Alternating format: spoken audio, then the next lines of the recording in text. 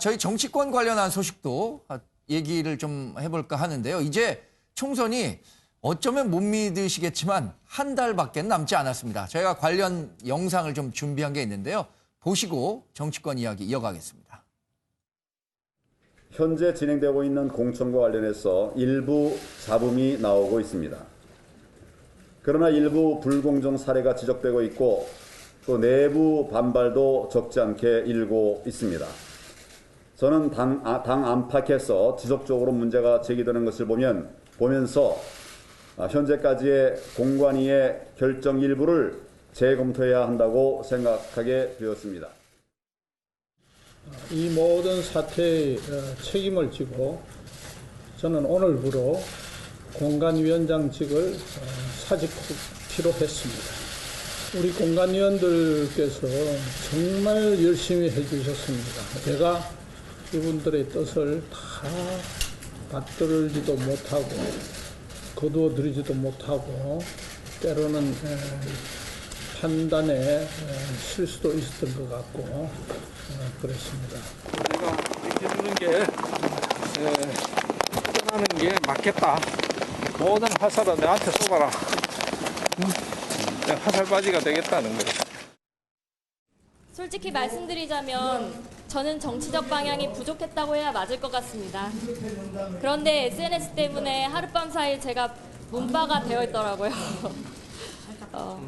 그런 것은 전혀 아닙니다. 기업인으로서 정치와 교류한다고 생각했던 것이지 누군가를 강하게 지지했던 건 전혀 아닙니다. 저도 질의응답이 너무 하고 싶은데 하지 말라고 하셔서. 근데 그러기 어렵습니다. 네, 최근에 정치권에 이슈가 됐었던 정치권 주인공들의 이야기를 몇 개 정리해 본 겁니다. 아마 가장 화제가 되고 있는 것은 이제 공천 관련한 문제겠죠. 공천과 관련해서는 잡음이 생기지 않을 수가 없는 작업이지만 글쎄요. 과거와 비교해 보면 어떨까요? 과거에 비교했을 때 특히 20대 총선과 비교해 봤을 때는 지금 미래통합당의 공천은 잡음이 없는 거죠?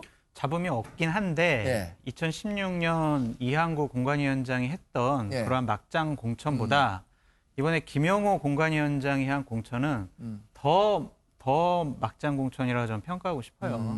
김영호 위원장은 김미균 씨 사태 때문에 본인은 사퇴했다. 나에게 모든 화살을 보내라라고 얘기를 했지만 저거는 대단히 부적절한 비겁하고 책임 회피의 모습입니다.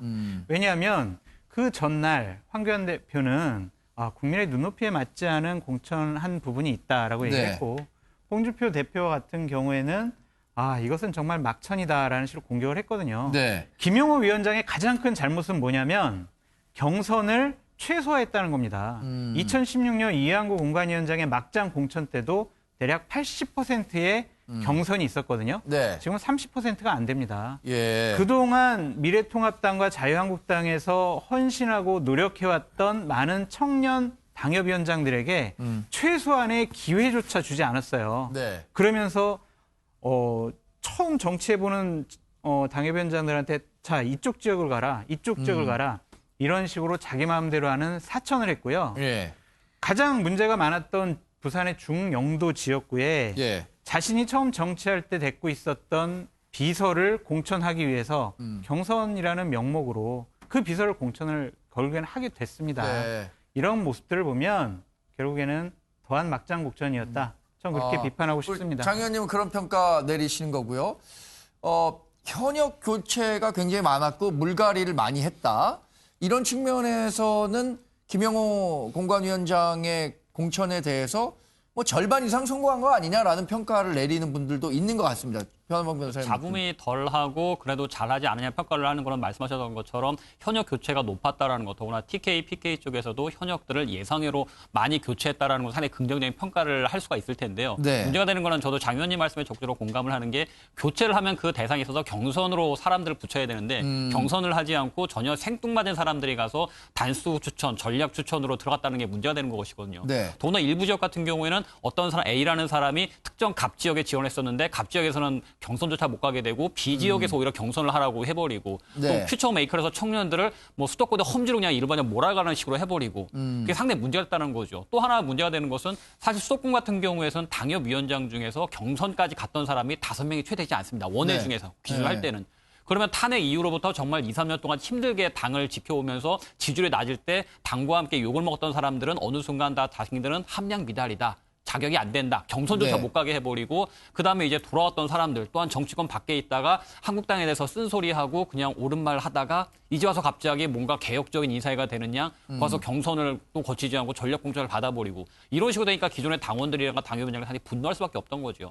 김영호 위원장이 정말 현역 교체를 높였다는 건 정말 박수를 받고 잘했던 거긴 하지만 네. 그 대안으로서 전혀 관계없고 생뚱맞은 사람들이 전략 추천 우선추가 됐다는 것은 예. 정말로 잘못된 막장 공천이라고밖에 할 수 없을 것 같습니다. 그러니까 뭐 한편으로는 뭐 두 분도 이제 뭐 공감을 하지만 그래도 이제 이 과거 20대나 뭐 19대나 보면 항상 개파 공천이었었거든요. 그렇죠.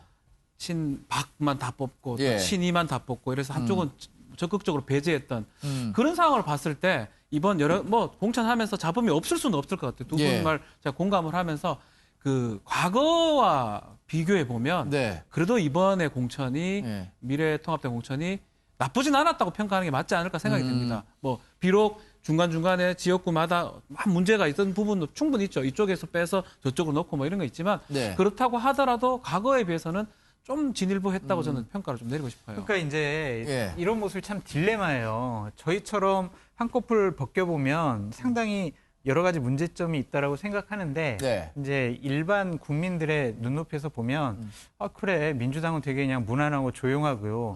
현역들 한 70% 이상 그대로 공천 네. 받고 청와대 인사도 한 70% 이상 공천 받았으니까 미래통합당의 공천이 잘 된 것이 아니냐 이렇게 얘기를 하는데 저도 그 부분은 동의를 하긴 하지만 이번이요 2002년도 박근혜 전 대통령이 그 한국당의 그 비대위원장으로 네. 그 당시에는 뭐 이름이 한나라당이었지만 예. 비대위원장으로 들어선 이후에 그 박근혜라는 분의 영향력이 미치지 않는 유일한 공천이었어요. 2004년 총선 이후에 2002년도에 비대위원장으로 오면서부터 그렇죠. 시작이 됐었거든요. 그런데 이 부분을 김영호 위원장이 정말 기회를 잘 살렸으면 좋은데 예전에 인연이 있던 사람들, 본인이 예전에 인연을 맺고 관계를 맺었던 그런 사람들을 너무 많이 챙겼어요. 그걸 네. 제가 다 말씀드릴 수가 있지만 예. 요 정도까지만 말씀드릴게요. 그래서 저희들은 정말 너무 아까운 기회를 김영호 위원장이 좀 본인의 너무 욕심을 채워서 자의적인 공천을 통해서 좀 날려버리지 않았나라는 생각도 듭니다. 지금 뭐 여러 의견들이 있지만 이제 김영호 위원장이 한 공천에 대해선 사실 이 공천은 인사의 일환이죠. 인사는 한 명을 제외한 나머지 경쟁자들을 다 떨어뜨리기 때문에 이게 잡음이 나오지 않을 수가 없는 거죠. 근데 그 인사, 공천에 대한 결과는 선거 결과 어떤 당을, 어떤 후보를 더 많이 뽑느냐 이런 걸로 판정이 되니까 유권자들께서 뭐 아주 현명한 판단을 해줄 거라고 믿고 있고요. 이 과정에서 또 하나 문제가 된 것들이 이런 것들인 것 같아요. 김종인 전 민주당 비대위원장을 미래통합당이 선대위원장으로 모시고 오고 싶어 하는 마음은 아주 간절한 것 같습니다. 그러나 김종인 전 민주당 비대위원장은 내가 지금 들러리만 서고 내가 어떤 목소리를 내기 어려운 자리엔 가지 않겠다라는 입장이 아주 명확한 것 같고요. 결국에는 어떤 결론을 찾을 거라고 보세요? 그때 뭐 김종인 전 의원이 저 정도 말씀하셨으면 일단 선대위원장으로 가시겠다는 생각을 붙이고 이제 하신 것 같고요. 예. 근데 저는 이제 이 상황을 보면서 우리 정치가 상당히 아직까지 발전하지 못하는구나. 그러니까 여야를 가리지 않고 그냥 그 필요할 때마다 김종인 전 의원을 불러야 되는 예. 우리 정치의 상황이라고 하는 정당의 구조라고 하는 것이 얼마나 좀 약간 허술한가라는 부분들을 분명히 알겠다는 생각이 분명히 들고요. 네. 일단 저는 지금 가장 중요한 핵심은 그런 것 같아요. 민주당이든 아니면 지금 통합당이든 어떻게 하면 중도 유권자들을 인입할 수 있을 것인가라고 예. 하는 가장 근본적인 딜레마에 빠져 있는 것 같고 그 문제를 풀지 못하는 상황에서 지금 여당은 좀 지지율이 좀 높은 상황이니까 어떤 새로운 대타를 구하지 않지만 예. 통합당 같은 경우는 중도 유권자층들을 좀 합리적 보수층들을 갖다가 좀 인입시키기 위해서는 김종인 카드가 필요하다고 판단을 했다는 생각이 들고요. 예. 이제 그러다 보니까 이제 그런 룸들을 가져오다 보니까는 김종인 전 의원의 발언에 맞게 당을 좀 조율할 필요가 있으니까 또 이게 또 김영호 공관위원장의 공천 문제랑 결려가지고 좀 더 큰 파장이 만들었다는 생각이 드는데요. 저는 이번에 제2차 김종인 전 의원의 실험이 성공할 수 있을 것인가에 대해서 상당히 좀 고민스럽고 우리 정치에서 또 한 번 되게 재미있는 좀 하나의 좀 관전 포인트라는 생각이 드는데요. 본인이 이제 그 3월 4일 날 인터뷰를 한 내용이 뭐 있습니다. 인터뷰한 내용이 뭐냐면 지금 통합당이라고 하는 것이 2016년당 새누리당을 복원한 것뿐이다. 거기에 합세한 몇몇 사람만 있을 뿐 아니냐. 이게 이제 왜 문제냐면 공천 과정에서 문제인 거죠. 그러니까 물갈이를 잘 했지만 세모를 채우지 못한 한계가 분명히 있었던 거죠. 그 문제를 이제 김종인 전 의원이 제기했던 것 같고요. 그래서 본질적으로 뭘 추구하는지 보이는 게 아무것도 없다. 그러니까 통합당이 뭘 하려는지 잘 모르겠다. 이런 얘기를 한 거고요. 그다음에 또 하나는 황 대표랑의 만남에 대해서 어떻게 생각하냐 얘기했더니 이거 3월 4일 얘기입니다. 별로 관심이 없다. 마음이 내켜야 뭘 하지. 마음이 없다. 내가 자기네가 오라면 뭐 가는 사람이가 이런 말씀을 하셨어요. 인터뷰에서 하신 말씀이세요. 그러니까 제가 볼 때 이건 그냥 이렇게 통합당에서 문제 제기하신 게 아니라 자기의 가격을 올리신 거겠죠. 하지만 그 이면에 뭐냐면 미래통합당이 나름대로 공천 과정에서 의미 있게 물갈이를 했지만 그것을 채울 만한 대안과 미래 비전이 없는 거다라고 하는 측면들이 확인된 것 같고 그런 부분들을 가지고 김종인 전 의원이 그걸 뚫고 들어가는 거죠. 이 부분은 내가 할 수 있어라고 말씀하시는 것 같긴 합니다만 저는 이럴 수 있을까라는 생각이 들어요. 김종인 전 의원이 또 이런 가치를 만들어낼 수 있을 것인가? 왜냐하면 이 문제를 뚫기 위해서 뭘 해야 되냐면 탄핵 문제와 그다음에 지금까지 미래통합당이 해왔던 반의회적인 많은 행태들 이 문제에 대해서 나름대로 의미 있는 답변을 중도 유권자한테 제시하지 않게 됐을 때 그만큼의 김종인 영입 효과가 있을 것이라는 부분들에 대해서는 상당히 난제로 남아있다는 생각이 들기 때문에 그건 저희가 좀 또 다른 관전 포인트를 좀 지켜봐야 될 것 같습니다. 그러니까 지금 문제 제기한 거가 이런 거죠. 김종인 위원장을 영입했을 때 과연 미래통합당이 얼마나 플러스 알파의 효과를 가져갈 수 있겠느냐라는 것들에 대한 판단이겠죠. 뭐 오늘 나온 여론조사 결과 보니까 뭐 큰 의미 없을 것이다라고 답한 사람들이 많았다고는 하는데 박지훈 변호사는 어떻게 지난 예상하세요? 선거 때 민주당에서 했었죠. 했었고 이제 두 가지 같아요. 하나는 중도의 표심을 잡는 방법이고 또 하나는 항상 뭐 지난 20대 때도 마찬가지지만 색깔을 보일 겁니다. 존재감. 공선 뭐 컷오프를 그때 많이 했었어요. 지금 이해찬 대표까지 컷오프를 시켜버렸었잖아요. 근데 지금은 미래통합당의 공천이 거의 끝났잖아요. 90%가 마무리된 상태에서 어떤 색깔을 보일 수 있을까? 약간 바뀔 가능성은 전 있지 않을까 생각해요. 특히 지금 강남의 그 태영호 전 공사 같은 경우 발언을 했습니다. 지금 아주 뭐 핫한 지역이죠, 거기가. 들어가면서 그냥 들어갈 사람은 절대 아니거든요. 조용히 들어가서 선거를 임할 사람은 저는 아니라고 판단이 들고 가면 존재감이 나올 건데 그 존재감은 사실 공천밖에 없어요. 일부 공천 지역을 변동시킬 전 가능성이 있지 않을까. 그걸 하면서 자신의 존재감을 내고 또 당의 또 헤게모니를 장악을 하고 이 선거를 좀 이끌어가지 않을까 생각이 듭니다. 그 자신의 존재감을 이제 드러내는 과정이 공천을 변경하는 것이라면 그것 또한 잡음이 될 텐데 이런 잡음으로 인해서 잃게 되는 표와 김종인 대표가 돌아왔을 때 얻을 수 있는 표와 이런 적절한 표 계산이 이루어져야 될 거 아닙니까? 우리 박 변호사는 그런 것들을 감안하고서라도 김종인 전 민주당 비례위원장이죠. 영입하는 게 옳다고 보세요? 저는 뭐 그런 여러 가지 생각보다는 이번 이제 김용호 공관위원장이라든가 김종인 선대위원장 체제 전환에 있어서 가장 큰 실패를 한 사람은 황교안 대표라고 생각을 합니다. 그러니까 왜냐하면 조금 냉정하게 지적을 하게 되면은 김용호 공관위원장을 통해서 공천을 한다고 하면서 공관위의 공천을 일임을 하겠다라고 말씀하셔서 사실 손을 떼었었죠. 그리고 종로 선거에 거의 매몰해서 열심히 방역 활동하시고 뭐 마스크 선대 줄 서시고 지역사회 너무 함몰이 되셨어요.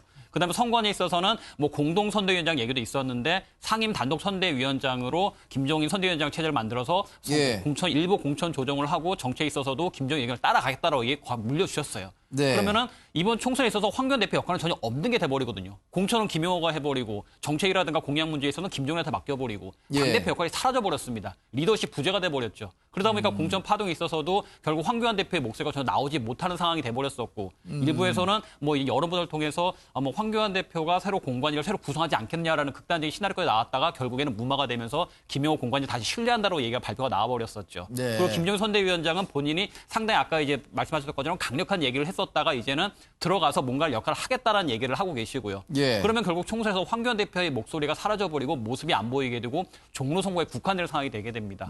그러면 당에 있어서도 황교안 대표의 리더십에 큰 타격이 올 수밖에 없을 것이고 총선 이후에 야, 과연 황교안 대표가 어느 정도 당을 이끌어갈 수 있을 정도로 리더십을 보여주겠느냐.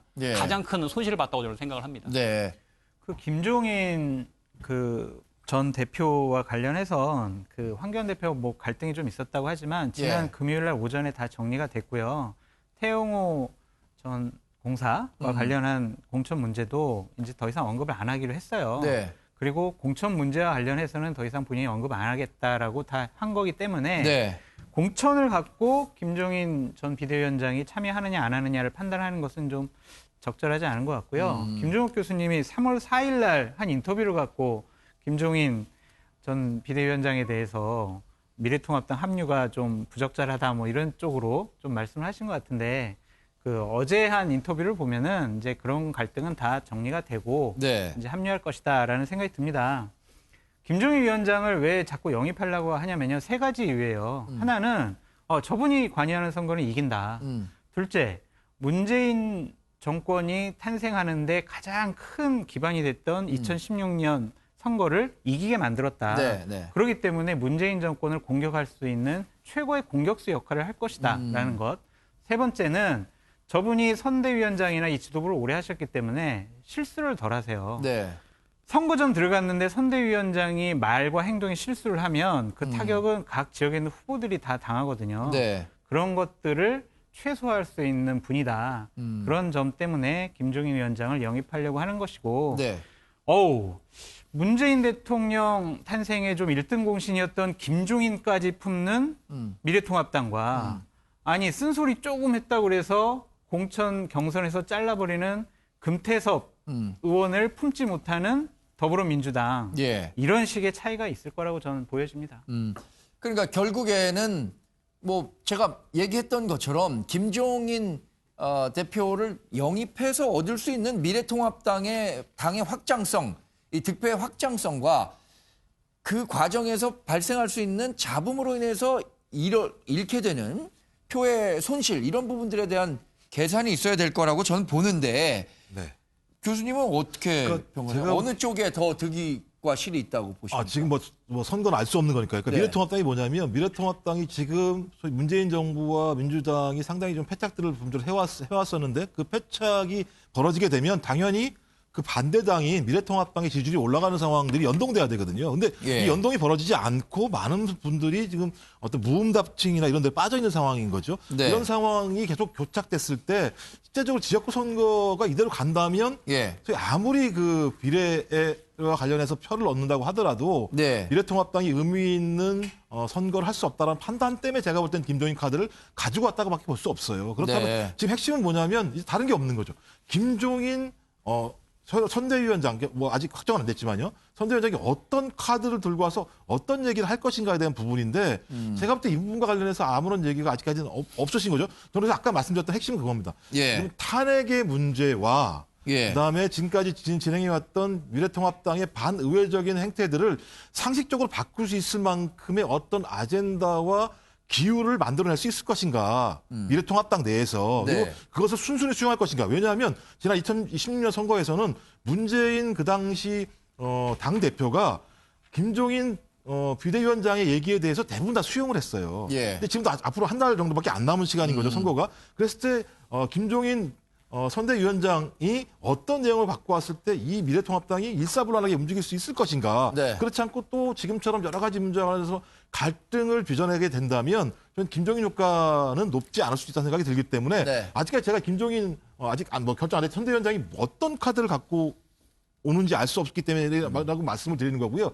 하지만 더 핵심은 뭐냐면 저는 김종인 선대위원장을 통해서 미래통합당이 벌이는 선거운동보다 더 큰 변수는 지금 더불어민주당이 얼마나 패착을 하지 않을 것인가가 오히려 더 중요한 카드라는 생각이 들어요.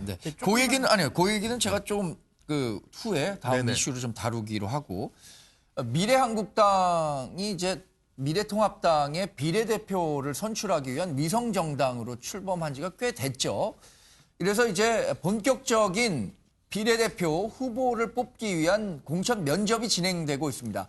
어제부터 본격적으로 진행이 됐는데 제일 관심이 가는 사람 중에 한 명이 바로 유영하 변호사죠. 박근혜 전 대통령의 옥중 서신을 들고 나오기도 했었는데 어제 어떤 얘기를 했는지 한번 이야기를 들어보겠습니다. 제가 면접을 받는 사람으로서 어떤 질문이 있었고 거기 어떤 대답이 있었다는 걸 말씀드리는 건 예의가 아닌 것 같습니다. 그렇게 어떤 점을 어필하셨습니까? 그냥 자기소개할 때 제가 평소에 갖고 있던 생각을 말씀을 드렸습니다. 박근혜 대통령 관련해서는 이미 나왔나요? 그럼 제가 확인해 드릴 수가 없습니다. 부적격 조건으로 공천 배제 가능성 제기되는데 이거 어떻게 생각하세요? 배제 기준을 보면은 국론 분열자, 개파 정치 주동자 이렇게 돼 있지 않습니까? 잘 판단하시라고 봅니다. 저희가 잠깐 화면이 나가는 동안에 패널들과 귓속말로 좀 나눴었는데 유영하 변호사는 미래한국당의 공천을 받을 수 있을 거라고 생각하시는 분은 누굽니까? 저는 받을 수 있을 것 같아요. 받을 수 있을 거라고 보시고 우리 교수님 저는 받기 어렵다고 생각합니다. 나머지 두 분 받기 어렵다고 보시는 거고 생각합니다. 우리 장 의원님께서 한번 대표로 한번 왜 받기 어렵다고 보십니까? 저분을 이제 다시 미래통합당 또 미래한국당에서 공천을 줘가지고 국회의원으로 딱 놓고 보자고요. 그 결과를. 앉히는 순간? 저 당은 결국에는 박근혜 최순실 당이야라는 프레임에서 벗어날 수가 없어요. 네. 그렇다면은 이번 선거도 문제지만 다음번 대선도 문제입니다. 그러한 논란의 인사를 공천 주는 것 자체가 잘못된 것이고 그러한 것을 판단 못할 그 미래한국당 그 공천위원들이라고 생각합니다. 지금 공병호 전 자유경제연구원 원장이 공천위원장을 맡고 있는데 소수 의견으로 좀 내셨어요? 아니, 저는 그냥 개인적인 생각이긴 합니다. 사실은 그거이 맞죠. 저 유영하 변호사가 공천을 받는다면, 비례 후보가 된다면 충분히 문제가 있을 수 있기 때문에 그런 얘기를 하는 건데 그럼에도 불구하고 본인의 얼굴이라든지는 보면 자신만만한 모습이거든요. 옥중 서신 갖고 왔을 때부터 지금까지 그래서 어느 정도는 확신이 좀 있기 때문에 저래 하지 않을까 생각이 듭니다. 처음부터 안 갔으면 몰라도 갔다라는 거는 저걸 하러 갔다라는 거는 뭔가 제 개인적인 생각이긴 하지만 얘기가 좀 있었지 않을까 생각도 들어서 그런 의견을 냈습니다. 일단 미래한국당의 비례대표 면접에 500명 이상이 지원을 했다고 하죠.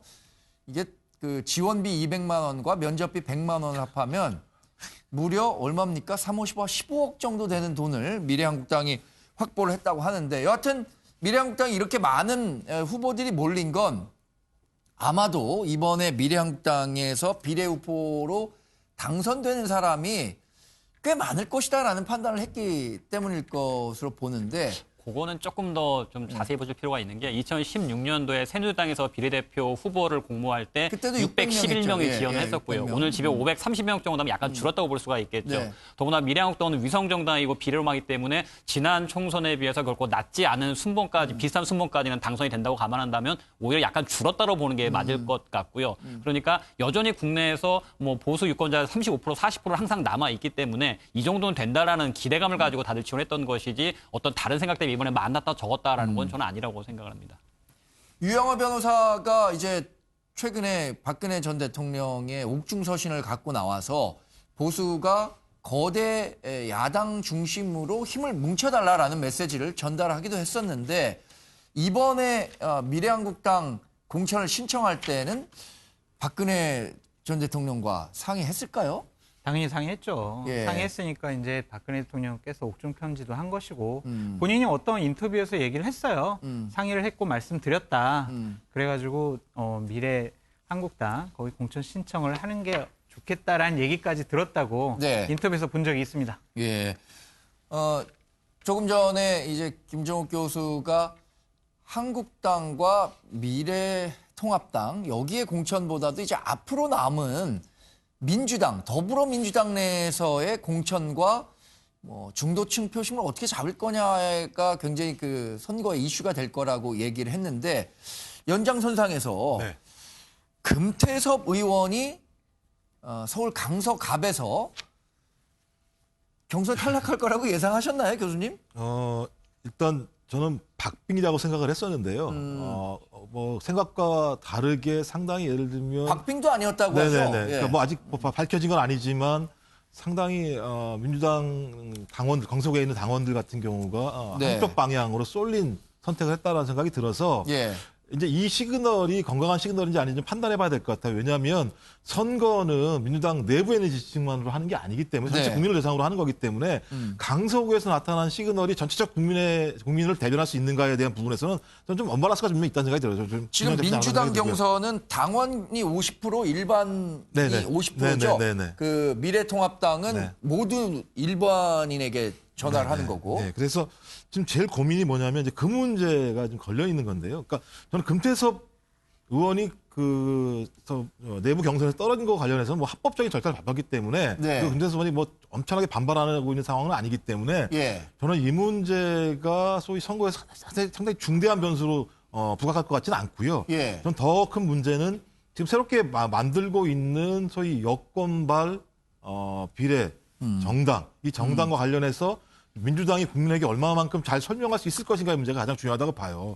왜냐하면 지금까지 민주당이 이렇게 상당히 좀 높은 지지율을 확보할 수 있었던 이유는 중도층 플러스 합리적인 보수, 과거 이제 촛불 탄핵에 찬성했던 유권자들이 여전히 아직까지 나름대로 애정을 가지고 민주당을 지지했기 때문이라는 생각이 드는데 이런 상황에서 제가 볼 때 지금 민주당이 하고 있는 비례정당의 참여는 상식적이지 않다는 생각이 들기 때문에 이 상식적이지 않은 부분에 대해서 얼마나 설득을 했을 때 그런 유권자들이 거기에 대해서 동의할 수 있을 것인가. 왜냐하면 이건 비례가 중요한 게 아니라 지역구 253석이 걸려있는 선거인데 그 각 지역구마다 있는 중도 유권 스윙 보터라고 얘기하는 이 스윙 보터들이 만약에 민주당을 지지하지 않았을 때 수도권 지역에서는 엄청난 예를 들면 격동이 벌어질 수가 있거든요. 이건 뭐 매번 선거마다 다 아시겠지만 수도권 선거가 향방을 좌우했던 거고 그것도 대부분 다 많게는 3,000표에서 적게는 500표 사이에 이 표 차이가 당락을 갈랐기 때문에 이 문제와 관련해서 민주당이 제대로 설명할 수 있을 것인가? 저는 여전히 미래통합당이 미래한국당을 만든 것도 옹색하지만 민주당이 비례정당에 참여하는 것도 옹색하다. 이 양당이 옹색한 설명들을 어떻게 할 수 있을까? 특히 다수당을 가지고 있고 집권당인 민주당이 이 문제와 관련해서 어떻게 설명할 수 있을 것인가? 저는 좀 개인적으로 좀 난감해요. 그런 부분에 대해서는. 금태섭 의원이 이제 서울 강서갑에서 민주당 경선에서 패배하면서 금 의원이 어떤 반응을 보일까라는 부분에 대해서도 궁금해하는 분들이 많았고 일각에서는 뭐 민주당 신문을 중심으로는 당연한 결과다라고 얘기했지만 반대 중도적인 뭐 민주당 지지층에서는 상당히 실망하는 경우도 많았는데 금태섭 의원이 굉장히 결과를 겸허하게 아주 받아들였어요. 만약에 우리 이른바 컷오프 같은 게 됐다면 뭐 사실 반발이 있을 수가 있었는데 컷오프가 아닙니다. 경선을 했고요. 경선 자체가 지금 좀 전에 결과가 좀 나왔지만 당원 투표도 마찬가지고 일반인 투표도 뭐 압도적이라고 봐야 될 것 같아요. 65대 35 정도의 차이거든요. 저게 뭐 가산점과 관계없이 강선 후보가 지금 이긴 상황이 돼버렸기 때문에 지역구 관리라든지 그런 것들이 사실 안 됐다고 보는 게 맞는 것 같습니다. 그래서 뭐 만약에 금태섭 후보가 컷오프가 다른 식으로 만약에 됐다 그러면 의원이 많이 반발했을 건데 그냥 더 이상 그런 얘기는 안 하는 상황으로 지금 보입니다. 이것과 관련해서요.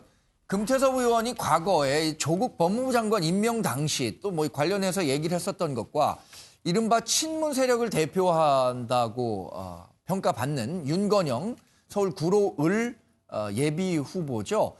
관련한 얘기들을 저희가 좀 준비를 해봤습니다. 이번 총선을 조국수호 선거로 치를 수는 없습니다. 조국 장관 임명은 이미 지나간 일인데 그걸 놓고 조국수호가 이슈가 되는 선거를 치르는 것은 미래를 바라본 것도 아니고 자칫하면은 유권자들한테 저희가 하는 일이 절대 틀리지 않다. 그런 오만한 자세로 비칠 수가 있기 때문에 좀 더 겸허하게 저희가 잘못한 거에 대해서는 인정하고 판단착오에 대해서도 인정을 하고 비판을 받으면서 겸허한 자세로 선거를 치러야 한다고 생각합니다. 결과 자체를 보시면 이게 당원들과 당원들에 대한 투표와 그리고 일반 여론조사로 이루어져 있지 않습니까? 그래서 일부 몇몇 분들에 의해서 좌지우지 될 수 있는 결과가 아니다라는 겁니다.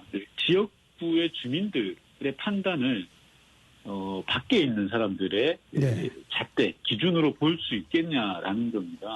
그래서 의원님의 지역구 주민들의 당원 그리고 주민들의 판단인 거지 않습니까? 그걸 존중을 해야 된다는 생각이 들고요. 절차에 따른 원칙대로 경선이 이루어졌지 않습니까? 그러면 이 부분은 뭐 할 말이 없는 거죠. 네, 이런 그 금태섭 의원의 경선 탈락 소식도 굉장히 이슈가 됐고요.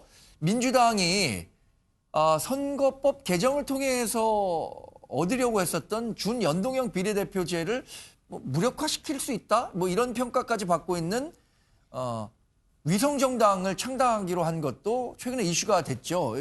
제가 금태섭 의원과 관련해서 좀 말씀을 좀 드릴게요. 우리가 아니 당신은 일반 여론조사에서도 증거 보면 지역구 관리를 잘못한 거 아니냐 그런 식의 이제 얘기를 많이 하는데 평가가 나올 수 있죠. 네. 근데 민주당은요, 저 일반 국민 여론조사가 민주당을 지지하느냐 안 하느냐 그분을 대상으로 해요. 그렇기 때문에 미래통합당 같은 경우에는 그냥 전체 국민을 상대로 하는데 저기는 자기네들 지지자들만 대상으로 하기 때문에 권리당원과 일반 국민 여론조사의 수치가 비슷하게 나올 수밖에 없었다. 저도 그래갖고 약간 좀 의아했거든요. 일반 여론조사에서 오히려 강선우 예비후보가 앞선 결과를 보고 저게 일반인 100% 일반인이라면 저런 결과가 나왔을까라는 의문점이 있었어요. 민주당 지지자들만 특화해서 저렇게 한 거고요.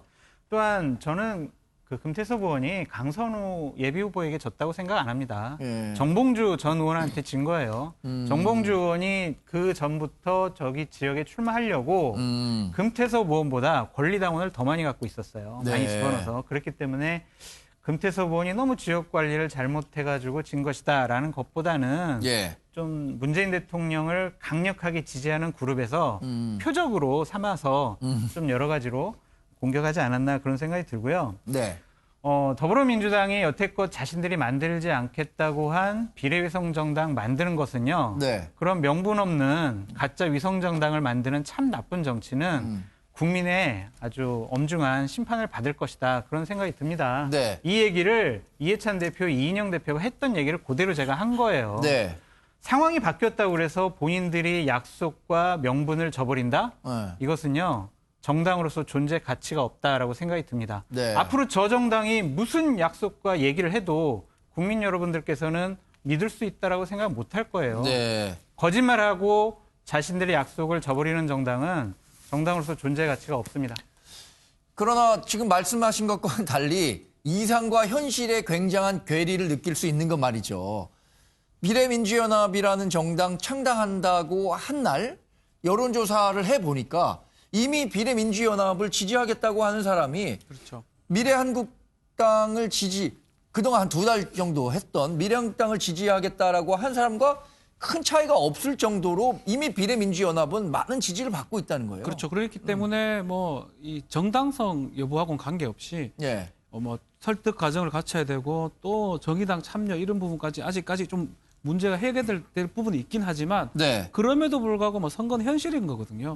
또 지지자들을 지금 조사를 해보면 비례를 했을 때 찍겠다는 사람이 더 많고 지금 상황상 그렇기 때문에 민주당이 계속 그런 부분들을 고민했지 않았을까 생각이 들고 결국 이제 창당이 되는 뭐 참여가 된다고 표현하겠습니다. 참여를 하는 상황이라면 앞으로 좀 김종욱 교수 아까 지적했던 부분처럼 어떻게 이것을 더 얘기를 하고 설득을 하고 또 다른 당들 뭐 정의당이나 뭐 이런 당들 그런 부분들이 가장 지금 중요한 상황이 아닌가 생각이 듭니다. 그러니까 말씀하신 것처럼 관건은 비례민주연합이 이제 탄생을 하게 됐으니까 이제 현실로 탄생하게 됐으니까 민주당 입장에서는 비례민주연합으로 이 진보 진영의 표를 결집시켜서 가능한 많은 비례대표를 배출하는 게 목표 아니겠어요? 근데 그걸 어떻게 설득할 거냐 이 부분들에 대해서는 이제 앞으로 남은 한 달간의 기간이 굉장히 중요하겠죠. 근데 제가 이제 정치학을 했으니까 전 민주당의 결정에 사실 이해를 할 수가 없는 부분이 분명히 있어요. 저는 그리고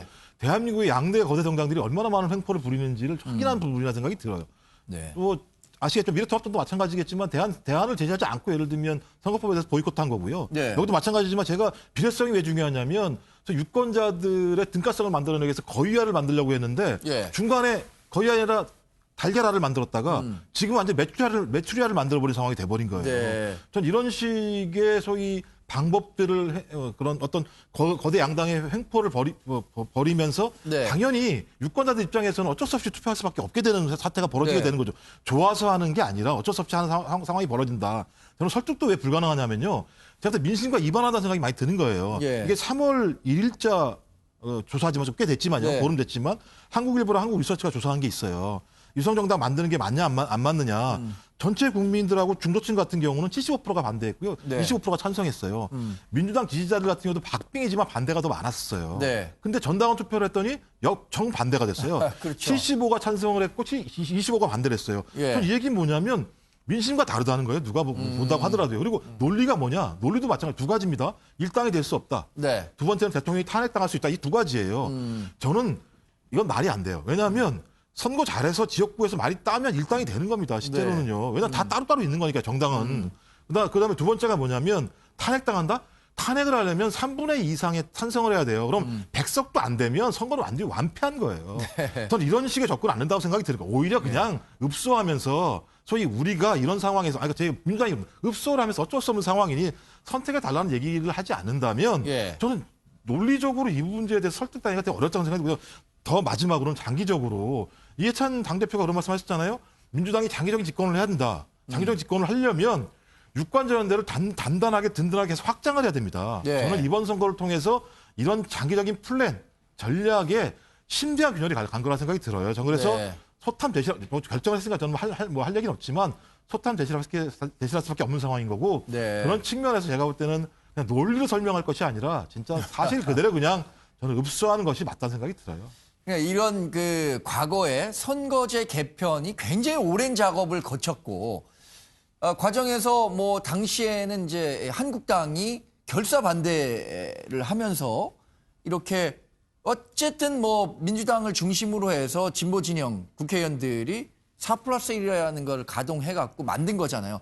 처음에 만들려고 했었을 때 가입담했었던 정의당이라든가 뭐 바른미래당은 지금 뭐 거의 소멸을 하다시피 했지만 정의당이 느끼는 배신감도 엄청날 것 같아요. 그러면 정의당이 이번 선거에서 민주당과 어떤 대척점에 설 수도 있는 그런 계기가 되지 않을까라는 판단도 들고요. 정의당으로서는 상당히 호기를 잡을 수도 있었다고 생각을 합니다. 그렇죠. 그러니까 사실 이 준연동형 비례대표제가 그렇죠. 원래 취지대로 적용이 됐다면 정의당이 글쎄요, 뭐 20석까지는 아니더라도 원내 교섭단체를 그렇죠. 노릴 정도로 상당히 의미 있는 예. 의석수를 했을 수 있을 것이고 만약 민주당이 저렇게 비례연합 정당까지 간다고 한다라면은 그 진보 성향의 중도 진보성의 유권자들은 정의당을 많이 선택할 수도 있었겠죠. 네. 근데 정의당도 최근에 비례대표 후보를 선정하는 과정에서 너무나 많은 잡음들을 노출했었습니다. 예. 뭐 적절하진 않겠지만 어느 후보에 있어서는 어떤 문제가 됐었고 또 어느 후보는 여러 가지 전과가 문제가 되면서 그들이 해왔던 말과 너무 다른 모습이 많이 보여지고 있어요. 네. 그러다 보니까 정의당을 정말 순수한 우리나라 진보로서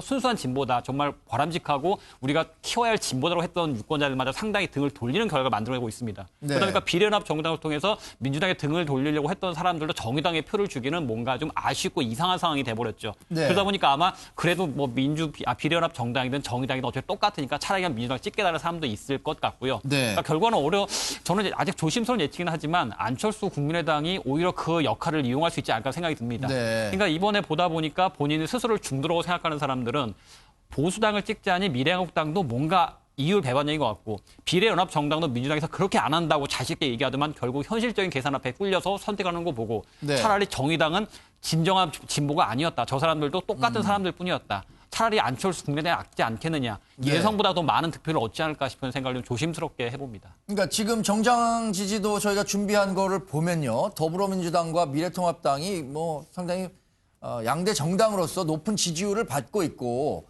국민의당이 지금은 0.1%포인트 떨어진 걸로 나왔지만 그 전에는 뭐 3% 아래였었기 때문에 굉장히 많이 놀라운 수치거든요. 그러면서 정의당을 앞설 정도의 정당 지지도를 갖고 있단 말이에요. 이렇게 되면 결국에는 비례대표에서 국민의당이 꽤 의석수를 가져갈 수도 있을 거라고 예상할 수밖에 없겠어요. 그렇죠. 안철수 대표가 대구에서 의사복을 입으면서 지금 2주 연속하고 있는 거 아닙니까? 네, 이제 곧 올라온다고 하더라고요.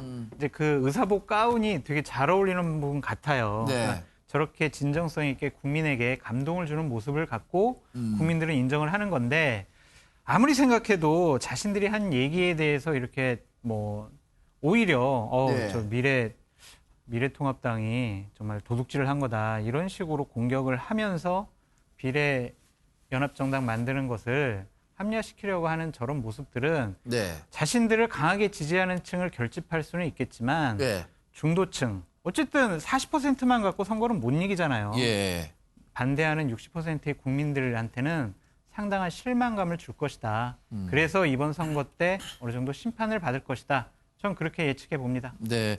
지금 정당 지지율을 보시면 아시겠지만 범여와 범야로 나눠볼 수 있는 지지율이 거의 50대 50이에요.